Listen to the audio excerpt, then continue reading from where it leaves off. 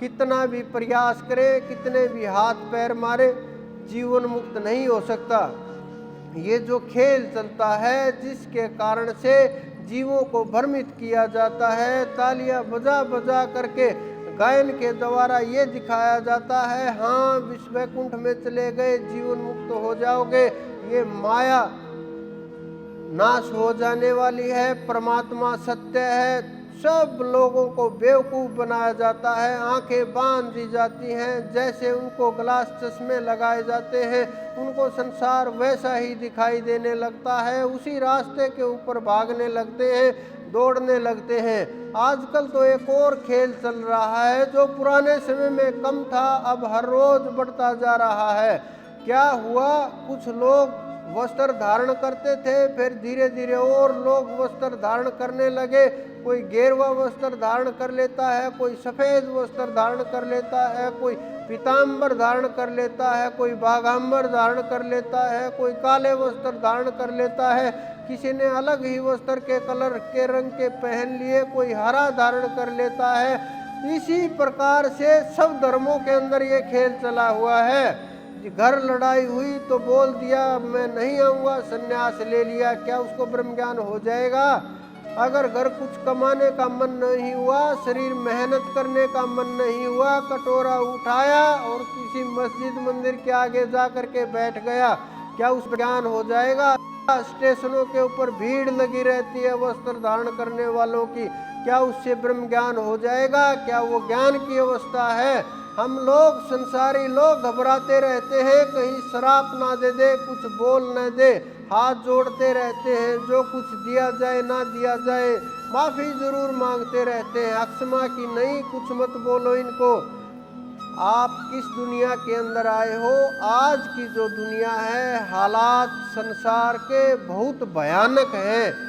आपकी सोच के से भी 2 कदम आगे बढ़ चुके हैं, जिनको हम सिद्ध समझ करके बैठ गए, जिन वस्त्रों को देख करके हम पूजा करने लगे, उसके अंदर जो छुपा हुआ खेल है, उसके अंदर जो ताकतें चल रही हैं, जो आसुरी शक्तियां काम कर रही हैं, हम शराब पिए हुए लोगों के साथ भी कैसा व्यवहार करते हैं वस्त्र डालने के बाद।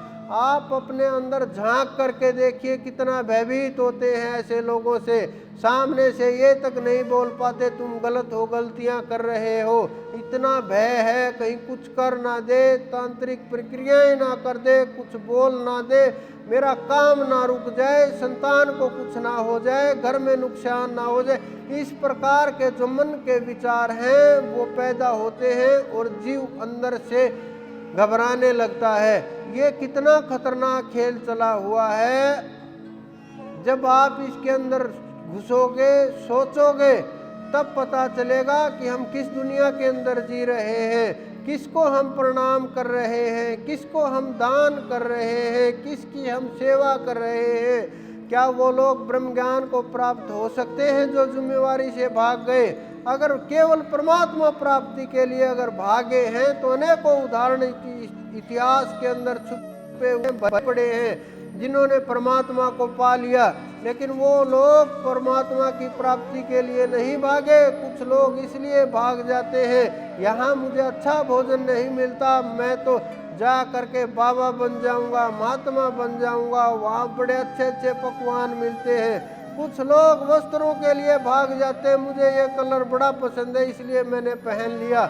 मैं देखता हूँ लोगों को, घूम घूम करके अनुभव करके देखता हूँ क्या अंदर में चल रहा है, देखता रहता हूँ। वो पहचान नहीं पाते क्योंकि उनको परमात्मा ने दृष्टि नहीं दी और उन्होंने साधना नहीं की, उस परम तत्व की खोज नहीं की, उन्होंने उस परम चेतन को पाया नहीं, अपने को जगाया नहीं, आत्म ज्ञान की ओर कदम बढ़ाया नहीं, तो वो किस प्रकार से समझ पाएंगे, कैसे खोज पाएंगे?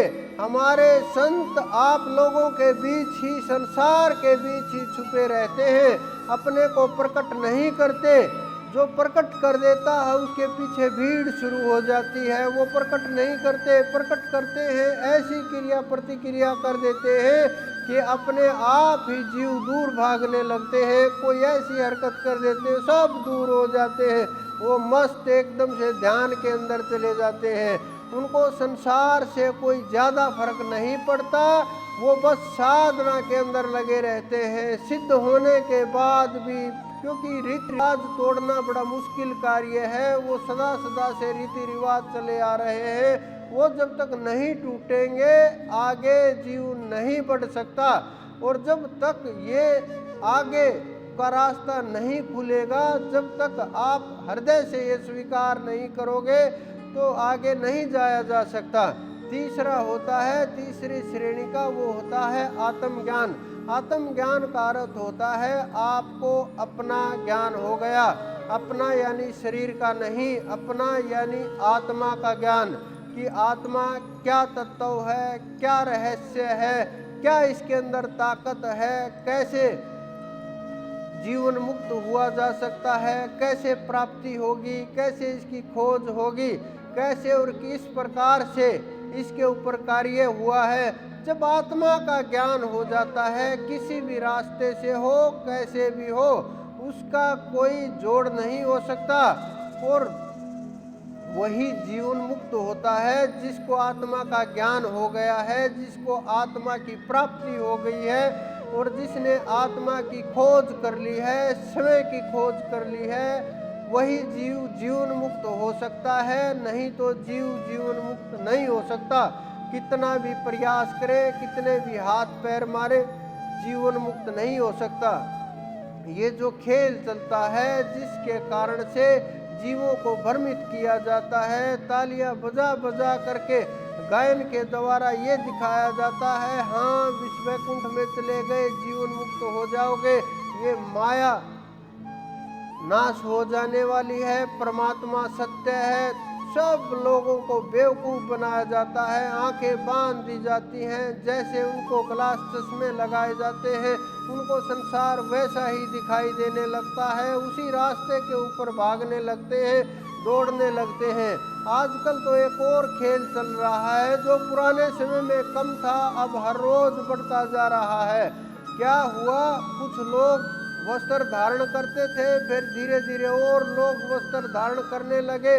कोई गेरुआ वस्त्र धारण कर लेता है, कोई सफ़ेद वस्त्र धारण कर लेता है, कोई पीताम्बर धारण कर लेता है, कोई बाघाम्बर धारण कर लेता है, कोई काले वस्त्र धारण कर लेता है, किसी ने अलग ही वस्त्र के कलर के रंग के पहन लिए, कोई हरा धारण कर लेता है। इसी प्रकार से सब धर्मों के अंदर ये खेल चला हुआ है कि घर लड़ाई हुई तो बोल दिया मैं नहीं आऊँगा, संन्यास ले लिया, क्या उसको ब्रह्म ज्ञान हो जाएगा? अगर घर कुछ कमाने का मन नहीं हुआ, शरीर मेहनत करने का मन नहीं हुआ, कटोरा उठाया और किसी मस्जिद मंदिर के आगे जा कर के बैठ गया, क्या उस ज्ञान हो जाएगा? स्टेशनों के ऊपर भीड़ लगी रहती है वस्त्र धारण करने वालों की,